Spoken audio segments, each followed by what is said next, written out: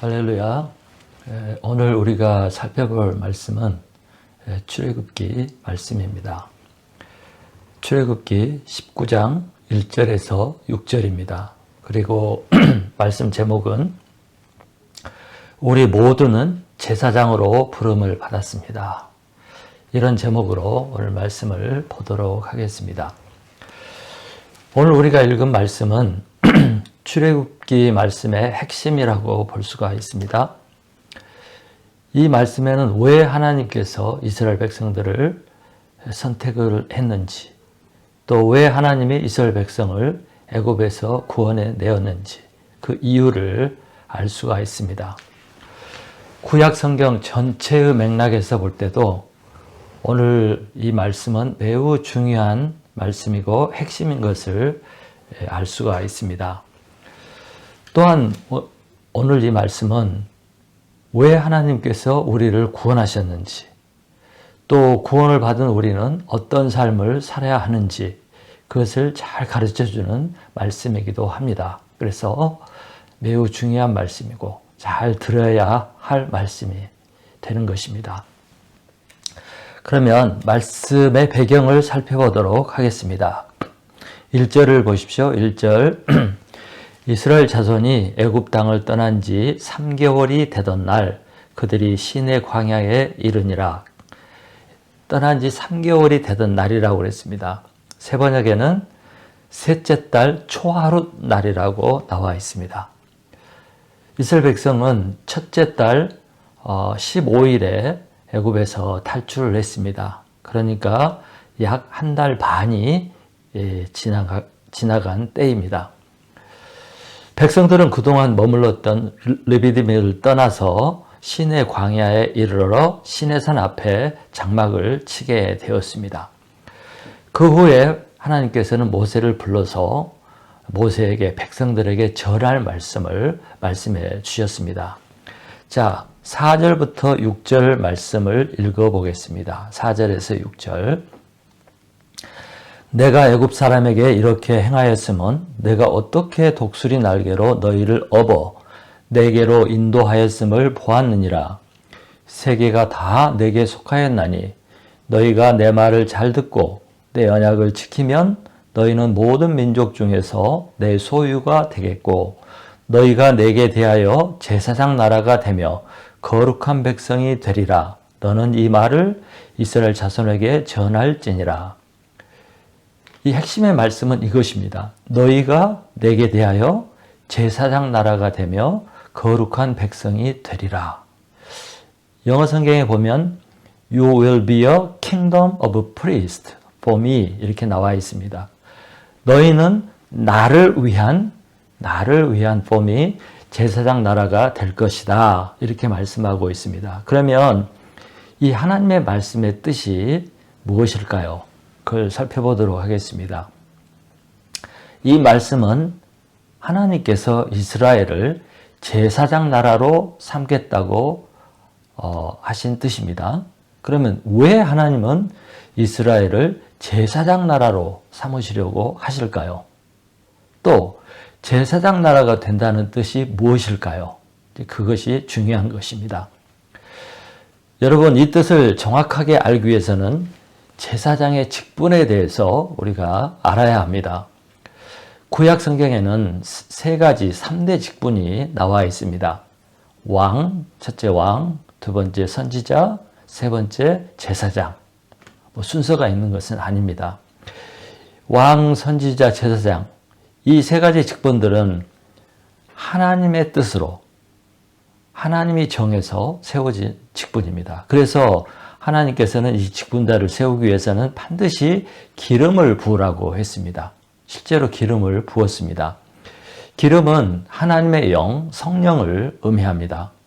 기름 부음을 받았다는 것은 요즘 교회에 사는 안수와 같은 것입니다.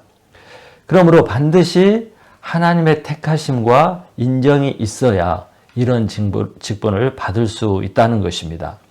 사람이 세운 것이 아니라는 것입니다. 왜냐하면 이 직분들은 모두가 하나님을 섬기는, 하나님의 나라를 섬기는, 하나님의 일을 섬기는 직분이기 때문입니다. 제사장의 일도 선지자의 일도 왕의 일도 하나님 나라를 위한 직분입니다. 먼저 선지자는 역할이 뭐냐면 하나님이 그의 백성들에게 메시지를 정하기 위해서 하나님이 세운, 하나님이 보낸 사람입니다.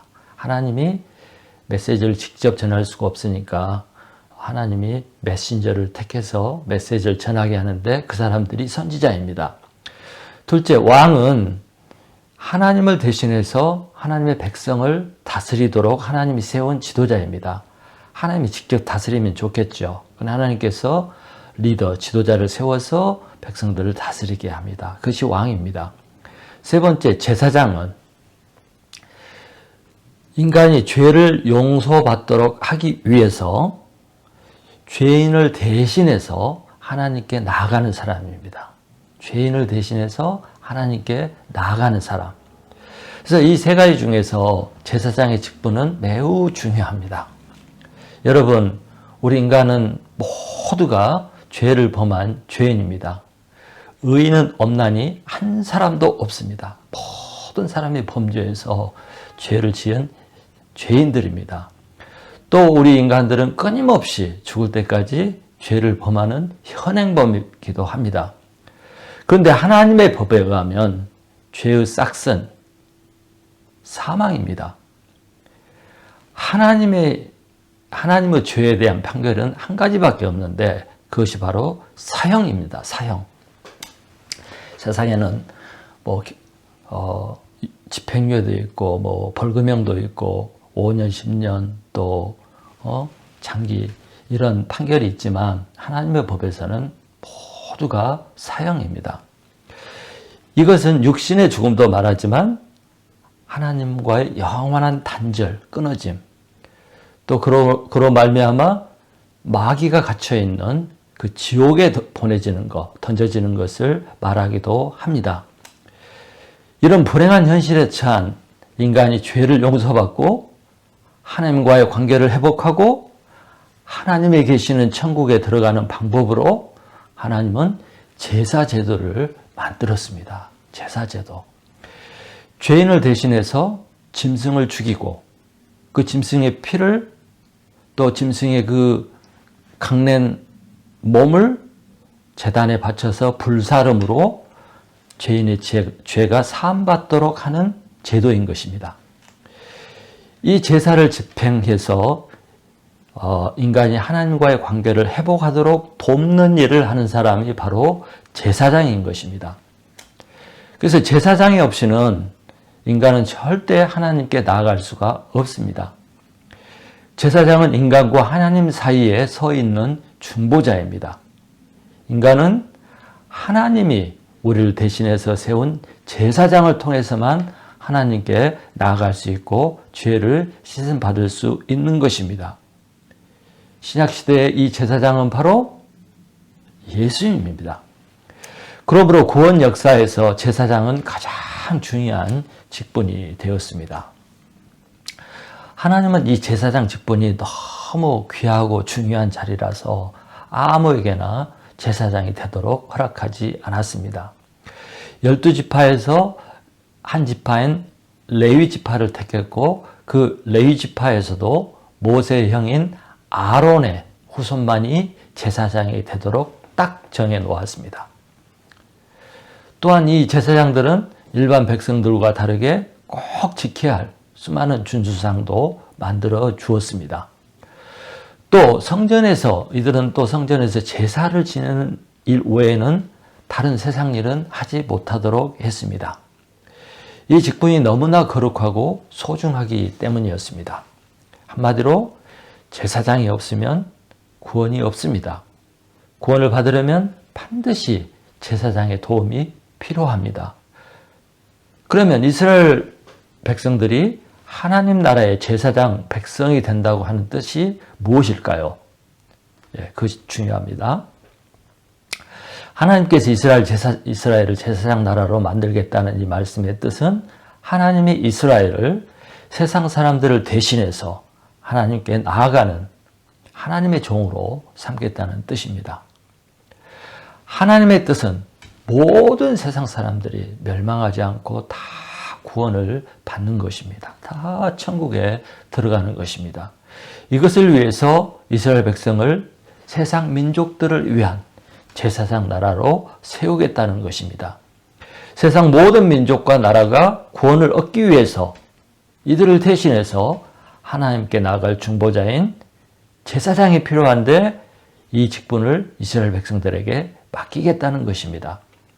이 계획을 이루시기 위해 하나님은 이스라엘 애굽에서 구원해내었고 이제 인도하고 계시는 것입니다. 이 창세기 3장에 보면 인간의 타락, 아담과 하와가 범죄해서 모든 인간이 죄 아래 들어가고 심판을 받게 되는 그런 내용이 나옵니다. 아담과 하와만 범죄한 것이 아니라 또 이들만 심판을 받은 것이 아니라 아담의 후손인 우리 인간들 모두가 이제 인류가 심판을 받아야 할 운명에 처하게 되었습니다. 왜냐하면 죄의 피가 흐르고 또 죄를 지키기 때문입니다. 하나님은 이런 불행하고 비극적인 인간의 현실을 보고 둘 수가 없어서 곧바로 인류 구원의 계획을 창세기 3장에서 세웁니다. 그것이 창세기 3장 15절에 나오는데 하나님이 여자의 후손, 인류의 구원자가 되실 제사장이 되실 여자의 후손을 말씀하십니다.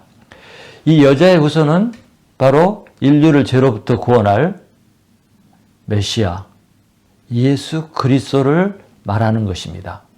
하나님께서는 창세기 3장에서 그 메시아를 보내시겠다고 약속을 하신 것입니다. 그래서 하나님께 이렇게 약속을 했는데 그 약속을 이루어야 되잖아요. 이 약속을 구체적으로 이루기 위해서 시작한 일이 아브라함을 부른 것입니다.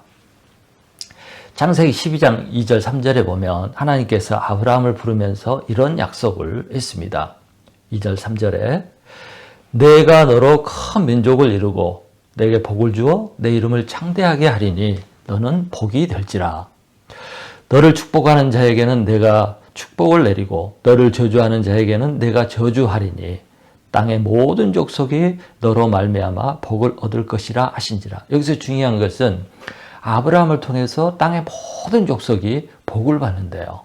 이 복은 세상 복, 물질의 복이 아니라 구원의 복을 말하는 것입니다. 그래서 아브라함을 통해서 얻는다는 말은 아브라함의 후손들이 이 일을 한다는 것이고 아브라함의 후손 중에 그 여자의 후손 메시아가 나타난다는 뜻입니다.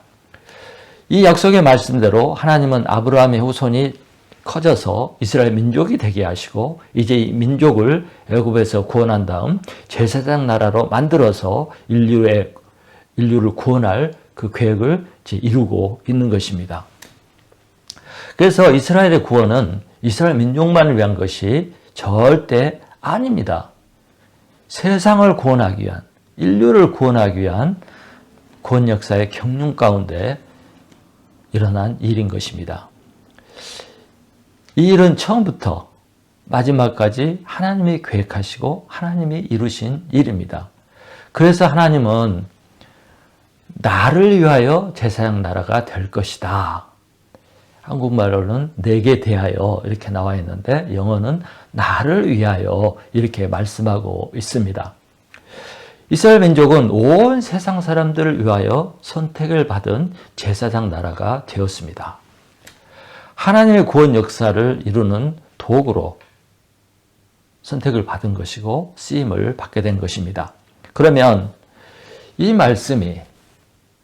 오늘 이 말씀이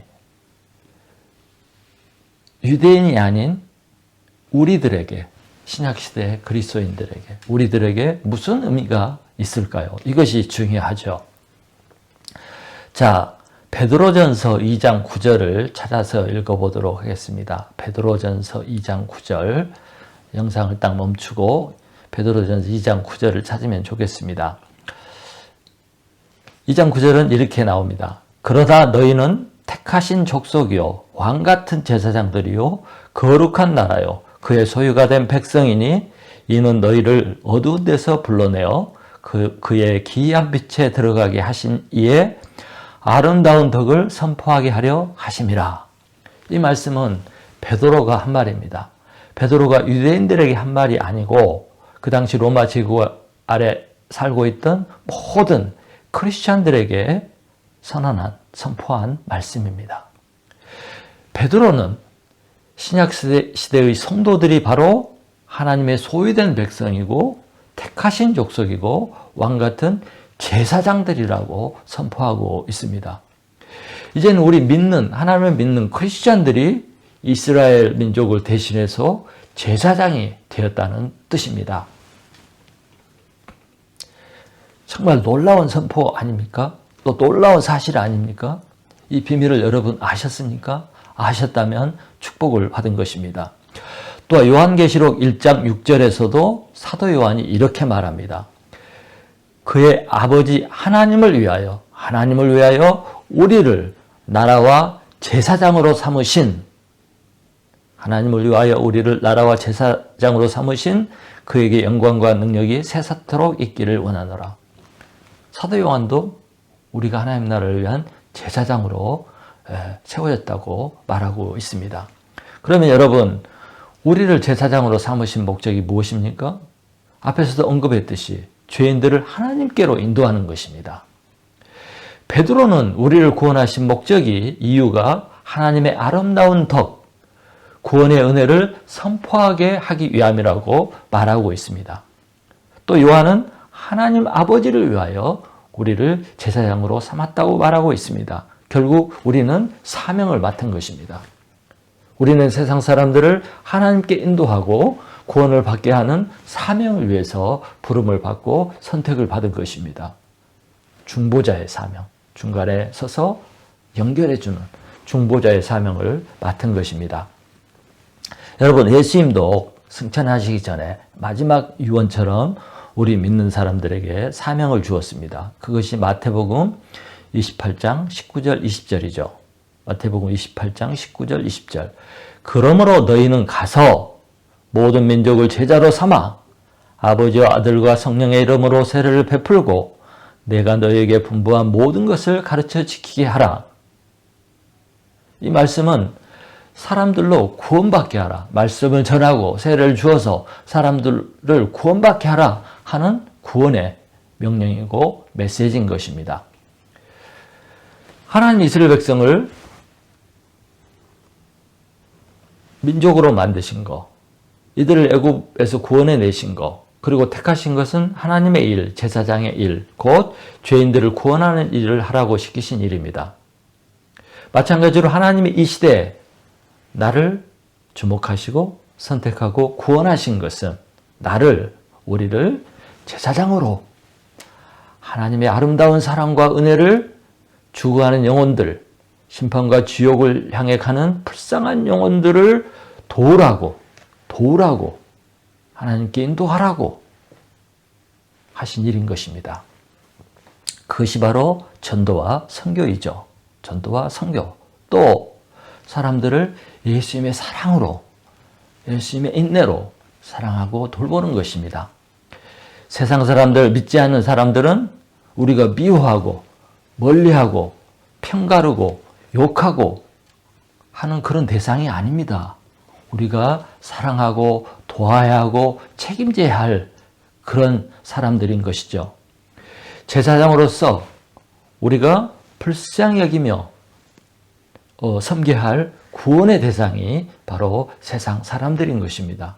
이것을 한순간도 잊으면 안 됩니다. 이 사명을 절대 버리면 안 됩니다. 만약 우리가 이 사명을 제대로 하지 않으면 우리는 직분을 유기하는 것이고 사명을 버리는 것입니다. 이스라엘 백성들이 이 직분을 감당하지 못했습니다. 그리고 타락했습니다. 그래서 하나님께서 무섭게 책망하고 그 책임을 물었습니다.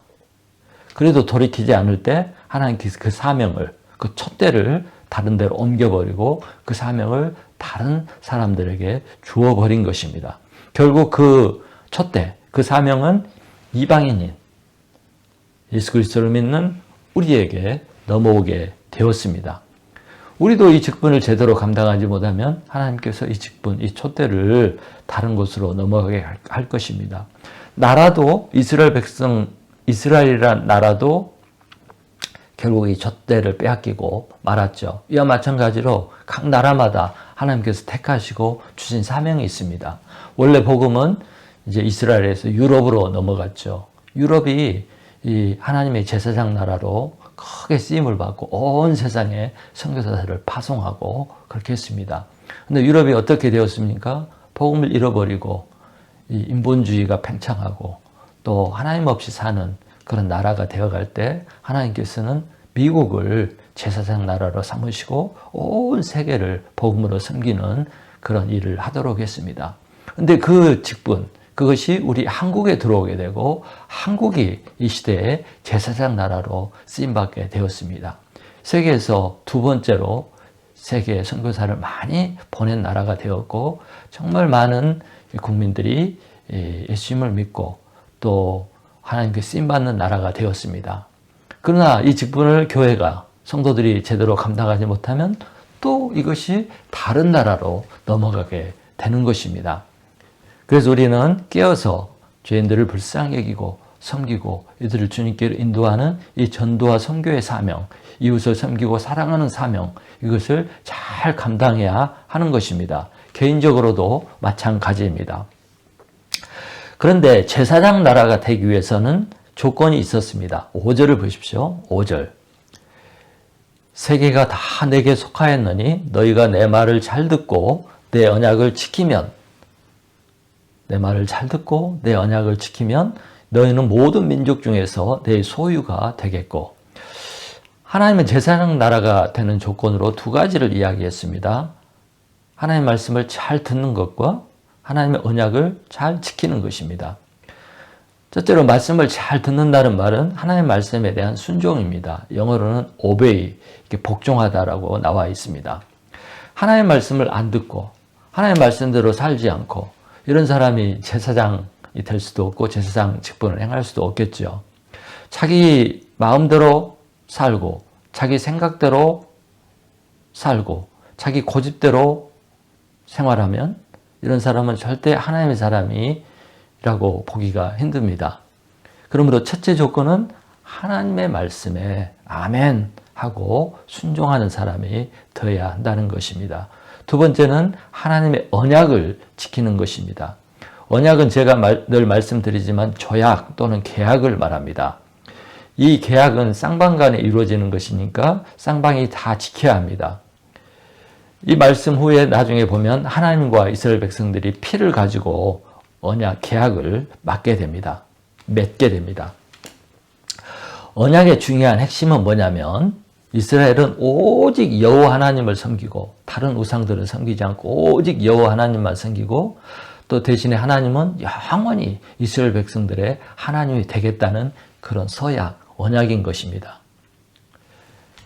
이 언약을 시내산 언약이라고 부르게 됩니다. 결국 언약, 계약은 양쪽이 반드시 지켜야 하고 어느 한쪽이라도 이것을 지키지 못하면 이 계약은 파기되게 됩니다. 그러므로 이 언약, 오직 여호와 하나님만 섬기고 그를 복종하고 따르는 이 언약을 지킬 때 이스라엘 백성들은 제사장 나라로 유지가 되고 남게 된다는 뜻이 되는 것입니다. 결론적으로 한 가지를 말합니다. 하나님의 계명을 잘 지키는 것과 하나님만을 예배하며 사는 것입니다.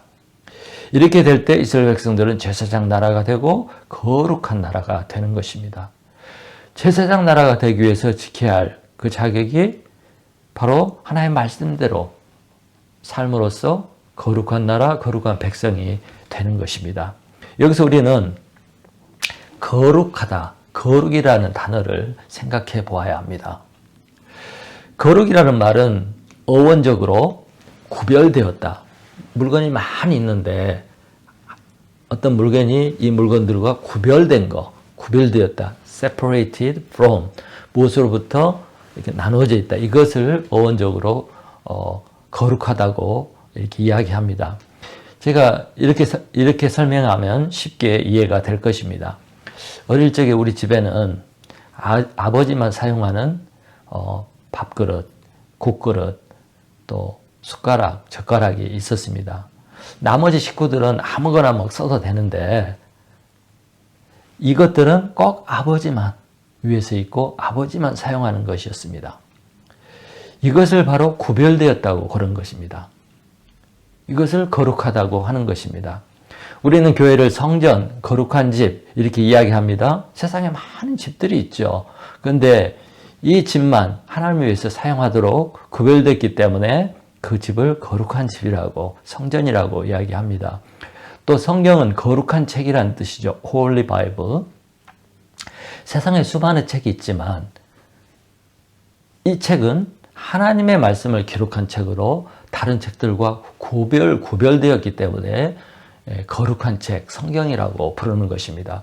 여러분, 성경에서는 우리 크리스찬들을 성도, holy people, 거룩한 백성이라고 부르고 있습니다.